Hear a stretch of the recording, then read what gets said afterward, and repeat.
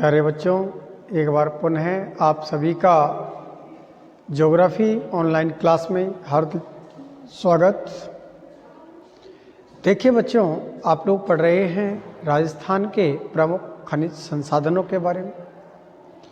जैसा कि मैंने आपको बताया कि खनिज वे प्राकृतिक पदार्थ होते हैं जिन्हें धरातल या धरातल के नीचे निचली सतह या भूगर्भ से खोद करके प्राप्त किया जाता है। वास्तव में देखा जाए तो राजस्थान को खनिजों का अजायब घर कहते हैं। राजस्थान में लगभग 67 प्रकार के खनिज मिलते हैं। राजस्थान में पाए जाने वाले खनिजों को मुख्यतः 3 भागों में बांटा गया है: धात्विक खनिज, अधात्विक खनिज और ईंधन खनिज। धात्विक खनिजों में आप लोगों ने बच्चों पिछले वीडियो में पढ़ा है तांबा के बारे में। इसके अलावा चांदी के बारे में, टंगस्टन के बारे में। आज हम पढ़ रहे हैं मुख्य तौर पर अधात्विक खनिजों के बारे में। वास्तव में देखा जाए तो अधात्विक खनिज वे खनिज पदार्थ होते हैं जिन्हें भूगर्भ से निकालते समय अयस्कों के रूप में परिशोधन करने की आवश्यकता नहीं होती है, बल्कि इन खनिजों को प्राकृतिक रूप में ही काम में लिया जाता है। वास्तव में अधात्विक खनिज वे खनिज पदार्थ होते हैं जिन्हें भूगर्भ से प्राप्त करके या धरातल की निचली सतह से प्राप्त करके सीधे ही उपयोग में लाया जाता है। जबकि धात्विक खनिजों में हमने देखा कि विभिन्न प्रकार के जो खनिज हैं उन्हें अयस्कों से प्राप्त किया जाता है ना। जैसे आप कल पिछले वीडियो में पढ़ रहे थे कि टंगस्टन को वुल्फ्रेमाइट अयस्क से प्राप्त किया जाता है। इसी प्रकार से जिप्सम, सीसा जस्ता की हम बात कर रहे थे, जिसे गैलेना अयस्क से प्राप्त किया जाता है। लेकिन यहाँ पर वे प्राकृतिक खनिज आते हैं जिन्हें सीधे ही इस्तेमाल में लिया जाता है, जिनका सीधे ही प्राकृतिक रूप से उपयोग किया जाता है। इसमें हम सबसे पहले पढ़ेंगे संगमरमर के बारे में। जैसा कि आप लोग सभी परिचित हैं, आप लोगों ने देखा है कि आजकल जो मकान वगैरह बनाए जाते हैं और उन मकानों में सजावटी के तौर पर इस संगमरमर पत्थर का यानी कि मार्बल का इस्तेमाल किया जाता है। वास्तव में देखा जाए तो मानव जीवन में आदिकाल से ही पत्थरों का एक बहुत बड़ा महत्व रहा है। भवन निर्माण और कई प्रकार के इमारती व सजावटी कार्यों में इन पत्थरों का उपयोग किया जाता है। इनमें से संगमरमर एक महत्वपूर्ण पत्थर माना जाता है। वास्तव में देखा जाए तो संगमरमर के उत्पादन में राजस्थान का एक अधिकार है, यानी कि देश में उत्पादित होने वाले संगमरमर का सबसे अधिक भाग राजस्थान से प्राप्त किया जाता है। राजस्थान में मकराना का जो संगमरमर है ये विश्व प्रसिद्ध है।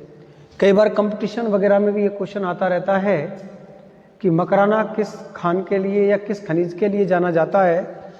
तो मकराना का जो संगमरमर है ये विश्व प्रसिद्ध है और मकराना की जो खान है वो संगमरमर खनिज के लिए विख्यात है।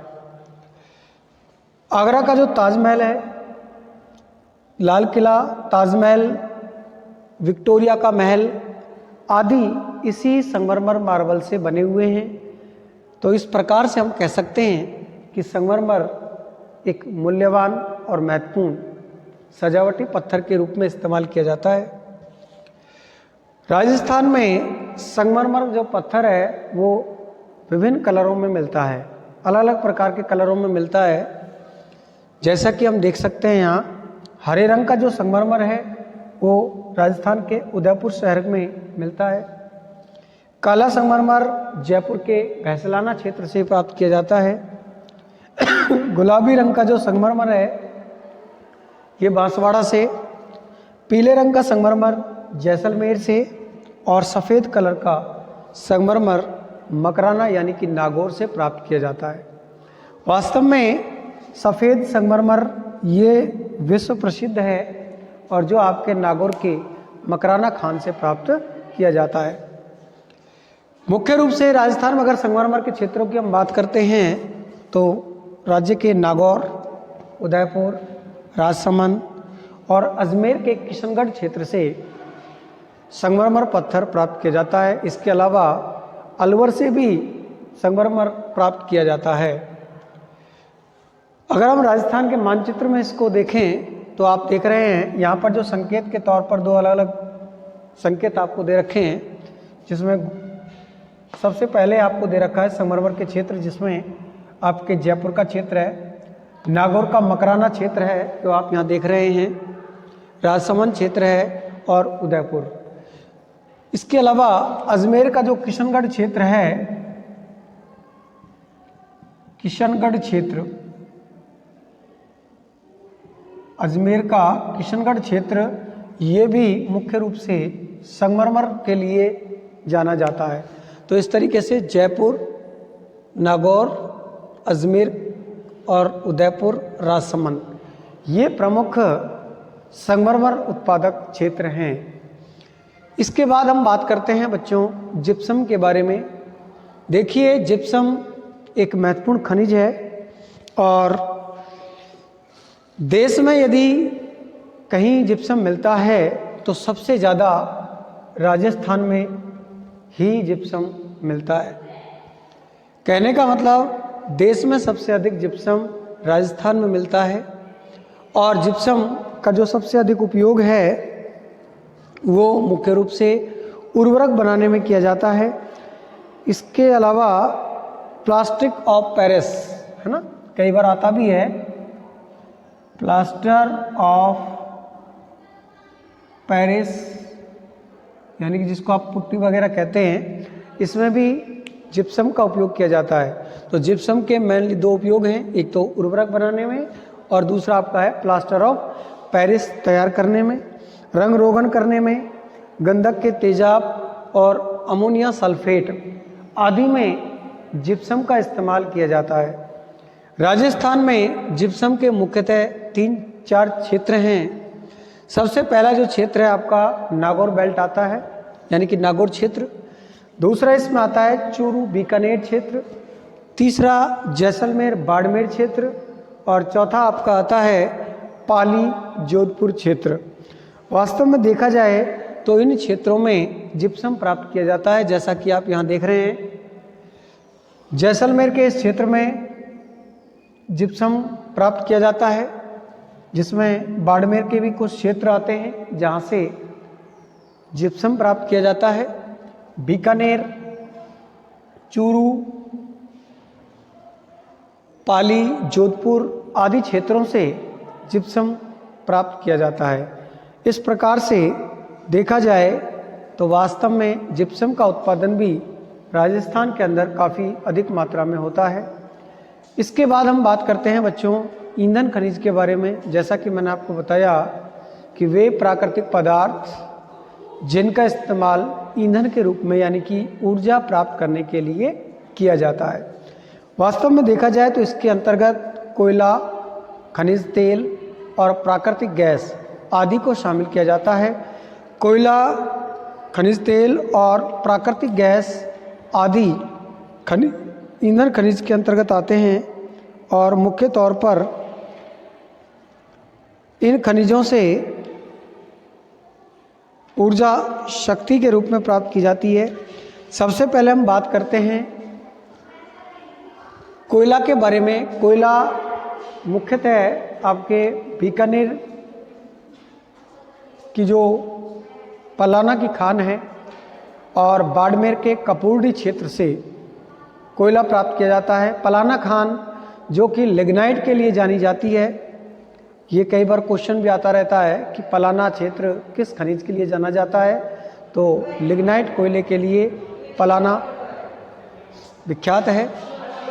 पेट्रोलियम की हम बात करें तो पेट्रोलियम कोयला के बाद दूसरा सबसे महत्वपूर्ण शक्ति का साधन है, यानी कि सबसे अधिक शक्ति के रूप में इस्तेमाल किया जाने वाला जो ईंधन खनिज है उसमें कोयला का स्थान आता है। और कोयले के बाद पेट्रोलियम जो खनिज है इसका दूसरा स्थान आता है। परिवहन के साधनों और ऊर्जा उत्पादन में पेट्रोलियम का उपयोग किया जाता है। वास्तव में देखा जाए तो पेट्रोलियम जो खनिज है इसका उत्पादन अवसादी सेलों से होता है और खनिज तेल हाइड्रोकार्बन यौगिकों का मिश्रण होता है ना। जो पेट्रोलियम खनिज है ये हाइड्रोकार्बन खनिजों का मिश्रण होता है। कई बार पूछा भी जाता है कि पेट्रोलियम पदार्थ किस खनिज का मिश्रण होता है, तो ये हाइड्रोकार्बन का मिश्रण होता है। मुख्य रूप से देखें तो राजस्थान के, है ना, अगर हम बात करें पेट्रोलियम उत्पादक क्षेत्रों की, तो देखिए बच्चों मुख्य रूप से आपके जैसलमेर, बाड़मेर, ये महत्वपूर्ण पेट्रोलियम उत्पादक क्षेत्र हैं। और इसके अलावा पश्चिमी जोधपुर आदि क्षेत्रों में पाई जाने वाली जो अवसादी सेलें हैं, इन अवसादी सेलों से मुख्यतः पेट्रोलियम पदार्थ प्राप्त किए जाते हैं। बाड़मेर का जो सांचौर क्षेत्र है, बाड़मेर का जो सांचौर बेसिन क्षेत्र है, इस सांचौर बेसिन क्षेत्र से मुख्यतः खनिज तेल प्राप्त किया जाता है। और इसके अलावा बाड़मेर का ही गुड़ामलानी क्षेत्र, बाड़मेर का गुड़ामलानी क्षेत्र और सांचौर बेसिन क्षेत्र ये बाड़मेर के अंदर आते हैं। वैसे तो सांचौर क्षेत्र आपके जालौर और बाड़मेर के समीप फैला हुआ क्षेत्र है, तो इन दोनों ही क्षेत्रों में मुख्यतः खनिज तेल प्राप्त किया जाता है। इसके अलावा हम बात करें मामियों की जो ढाणी है गुड़ामलानी क्षेत्र के पास, जहां ब्रिटेन के केयर्न एनर्जी लिमिटेड द्वारा, है ना, मलानी जो क्षेत्र है, इस मलानी क्षेत्र में ब्रिटेन के सहयोग से केयर एनर्जी लिमिटेड कंपनी के द्वारा तेल उत्पादन का जो कार्य है वो किया जाता है ना। कई बार पूछा भी जाता है ये केयर एनर्जी इंडिया लिमिटेड के द्वारा किस क्षेत्र में ब्रिटेन के सहयोग से खनिज तेल के उत्पादन का कार्य किया जाता है, तो बच्चों वो आता है आपके गुड़ामलानी का जो मनाली क्षेत्र है और मामियों की जो ढाणी है ना, इसका एक जो क्षेत्र है वो कौन सा है, मामियों की ढाणी।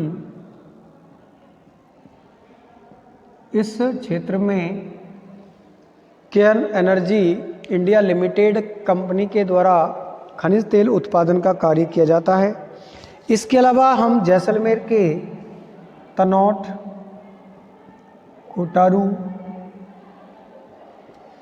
आदि क्षेत्रों से प्राकृतिक गैस भी प्राप्त की जाती है ना। डांडे वाला, सादे वाला, है ना, डांडे वाला, सादे वाला, ये सारे के सारे क्षेत्र कहाँ के हैं, जैसलमेर के। इस प्रकार से राजस्थान के इन क्षेत्रों से भारी मात्रा में खनिज तेल और प्राकृतिक गैस प्राप्त की जाती है। वास्तव में ये राजस्थान खनिज तेल के उत्पादन में भी एक महत्वपूर्ण स्थान रखता है। इसके बाद हम अगले वीडियो में पढ़ेंगे राजस्थान के प्रमुख उद्योगों के बारे में। धन्यवाद।